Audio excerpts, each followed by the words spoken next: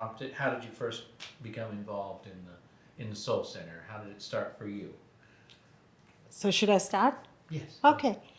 Hello, my name is Dr. Lopita Nath. I'm a professor and chair of the history department at the University of Incarnate Word, and I also coordinate the Asian Studies program. And I'm originally a native of India. I came to San Antonio and started at UIW in 2007. And very soon I was introduced to the Soul Center as an educator. So I came to the Soul Center and I started offering a few classes about Hinduism and about my own research on migration. And I remember that one of the first classes I taught was on migration, global migration. And we had, I brought in examples and everything. So, and it was very largely attended. So I did offer a few courses on global migration in the initial period. And then very soon, I think in 2012, I was introduced as a board member at the Soul Center.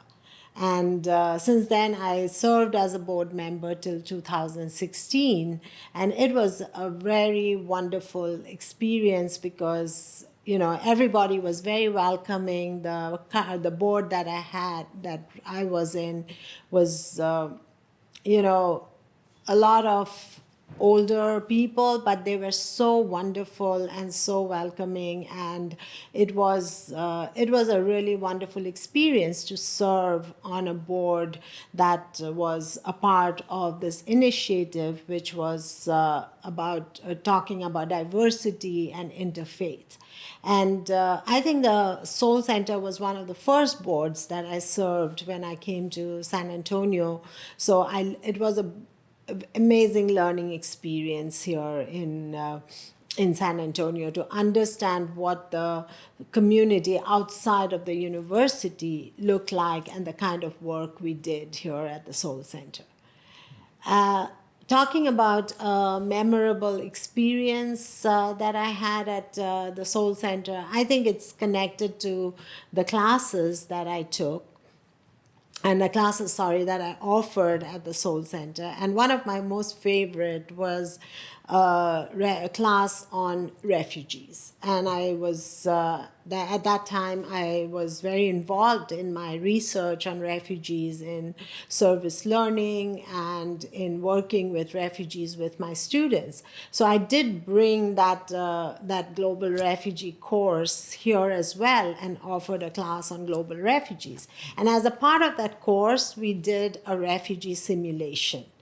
And it was, I guess, one of the first times outside of my class that I actually introduced this refugee simulation. And it was very interesting because the class consisted of many board members who also came to take the class and take the course. And it was as the refugee simulation goes, they are traveling from, in this case, the scenario was from Afghanistan to Pakistan.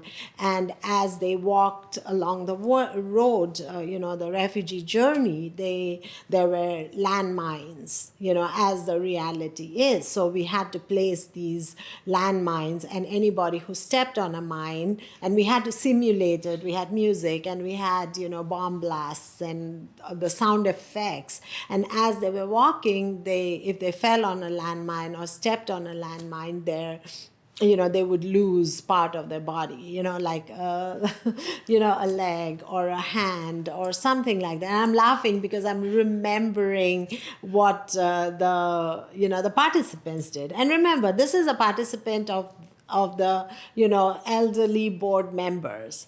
So they're not young students. We did have some students there as well, but these were the best actors were the elderly population, elderly board members. And as they went through the journey, of course they simulated it so well. They stepped on mines and they would lose a hand or a leg, or and so we would put like a little band-aid to indicate that you cannot use that leg or you cannot use that hand. hand. And as they were walking, there were some board members who were so heavily injured that they were actually rolling on the floor and crawling to the next station. And the next station was customs and border station. So they had to appeal to the border guys, customs officials, to let them in so they could get medical help. But by that time, they were like crawling and they were, on their knees because they lost, the lower part of their legs. But that was the most amazing part. The simulation went very well. Everybody had a great learning experience, and the reflection was very strong as well, because everybody were able to feel and reflect on how this experience would be for a person who had not even had that journey.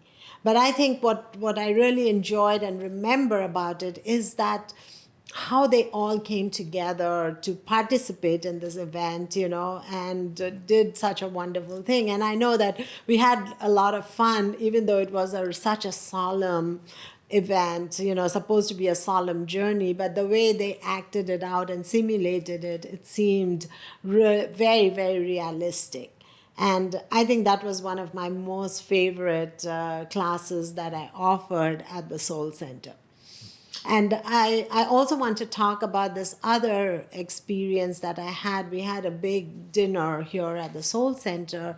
I think it was tied to one of these annual events that we had. I don't remember, but it was an interfaith event. And I was asked to talk about how we greet in my language. So I did a little, very short talk on namaste, how you welcome people in your own faith and what it means and what namaste means and what welcoming means. And I'm always touched by how open and accepting the people are that came to the Soul Center events. So I think that was a great experience that I had. Yeah, those dinners were wonderful. Yes, they were always, so many people, Yeah. and and you enjoyable. meet like a lot of people, and then you meet new people.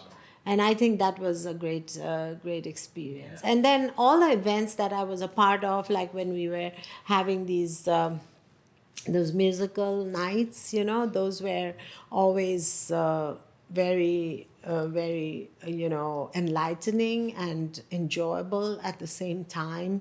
And those were really good events that we had at the Soul Center. And I enjoyed working on the board because I was a part of, the planning and the outreach committees, and worked with education and bringing in new programs and trying to broaden the Soul Center initiatives. Wonderful. That's great. Is that basically all you needed Yeah, to say? I or think is there so. something And else? I think about the vision of the Soul Yeah, Center. vision, the future, and this is a 20-year anniversary Yes. celebration, even though we're I think I 21 or talked a lot 20. about the past, Yeah, right? Yeah. right. So just any thoughts Yes, you have I about do. that? I do want to talk. I think one of the purpose of the Soul Center, as I saw it, was to reach out to the people and to create or encourage that diversity which makes up for San Antonio.